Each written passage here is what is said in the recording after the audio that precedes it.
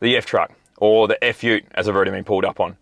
Believe it or not, this vehicle doesn't tick all the requirements for our ideal rig, and I know that no vehicle ever will. That almost brings a tear to my eye when you look at the cost of these machines.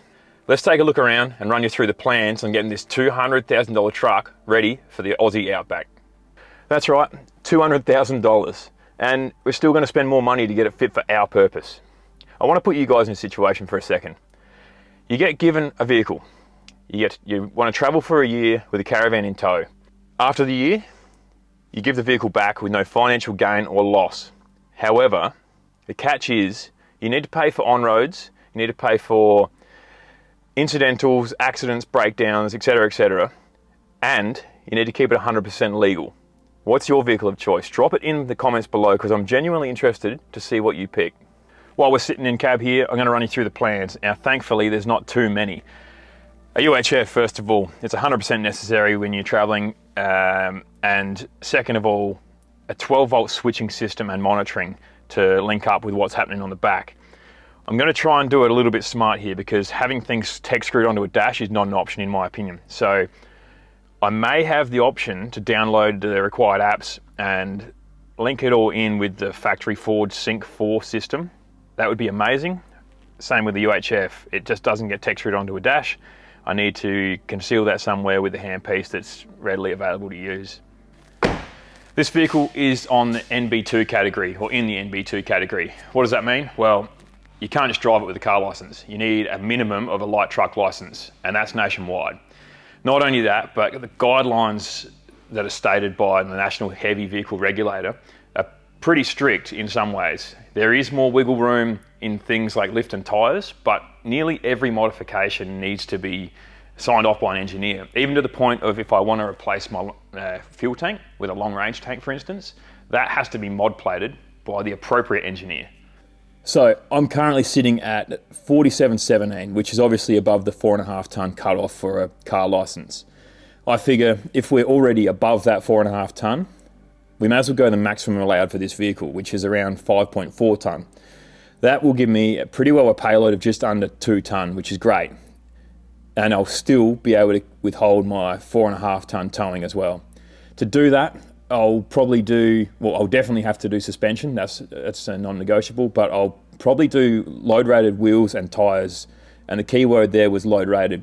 You can't just go for any rim because they need to obviously be strong enough to withhold your extra payload. So why the payload increase? Unfortunately, the style side tub has got to go. I love it. I love how this car sits with a tub, but practicality wins out on this one. So the tub comes off, train canopy goes on. Unfortunately, I've got too much on my plate with the G60 and the other stuff on the F-Truck, so I'm going to outsource that, but you will see more of that down the track. Now to the important stuff, the sex appeal. Chrome. I'm not a chrome guy, each to their own, but it's not for me, so that's got to go. In fact, it sort of is going now. I've had the bar resprayed into the factory color code. That's going to buy me a bit of time. I'm not certain on which bar at the moment. It's a fine line between what looks good and the protection for a front bar. We've already hit a rue in this in the first 5,000 Ks of owning it, so there's not a huge amount of frontal protection, and to be honest, the ones on the market don't have heaps either. So I'm torn there. Having that sprayed and got rid of the chrome is buying me some time. Now for the black car conundrum. It's hard enough to try and keep a black street car clean, let alone one that's going to be driving on dirt roads and potentially against bush and scrub. So something's got to be done with that. There is some options out there. There's the bush barriers, there's a respray to a different color. Then you've got PPF wraps, you've got color change wraps. So we're going to do something. I'm leading towards the color change wrap. In fact, very much so, because I've already purchased it and we're going to wrap it right now. So let's get our tools out and get ready to change this car and make it our own.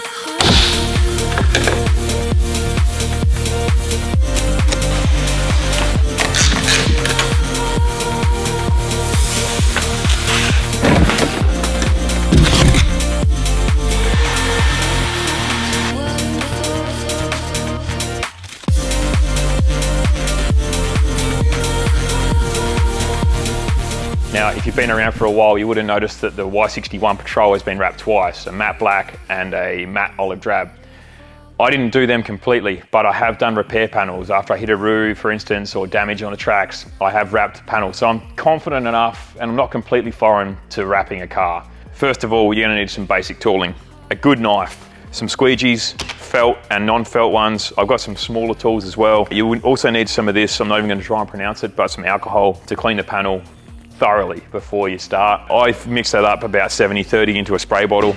A heat gun is necessary, and obviously any tooling that you need to remove the panels. So a good selection of trim removal tools, which are so much better than just using a screwdriver because you protect the panel and protect the plastics. And also obviously normal socket set and any Torx bits or whatever's required to remove other parts of your car. Which brings me to my next topic. You want to strip your panels as much as possible. So badges, handles, headlights, parts off of a grill, it makes it a lot easier to be able to wrap it further under, which is a much better result in the end. So let's start pulling things apart.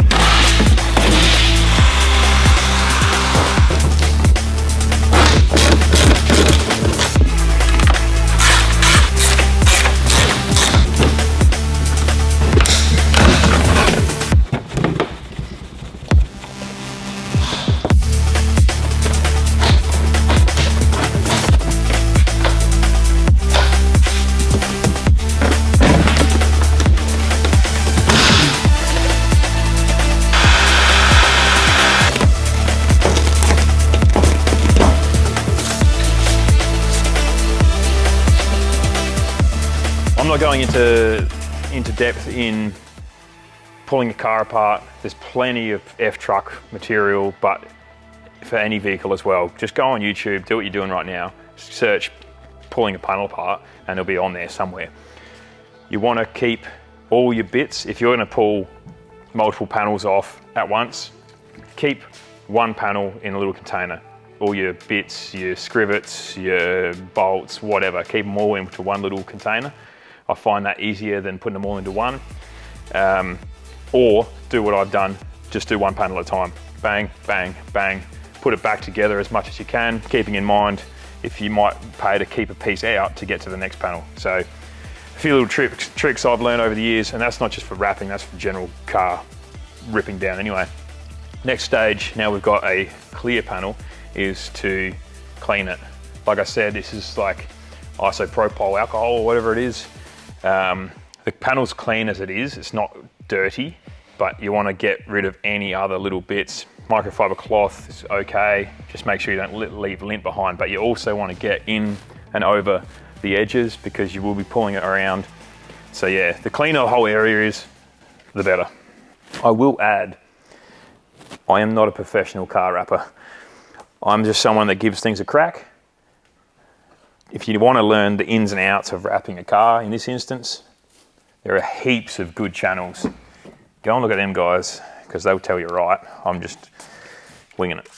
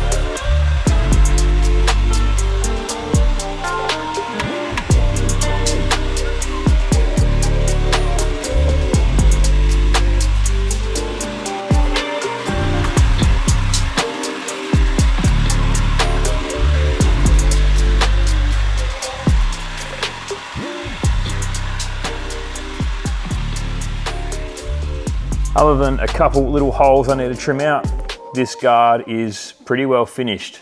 I'm going to leave this badge out so I can finish that door easier.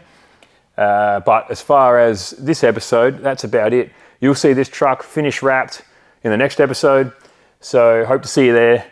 If you can, subscribe. We will be back on the Jig 60 soon, but this has taken a bit of priority, pretty much like every other thing in life. But yeah, thanks for watching. See you on the next one.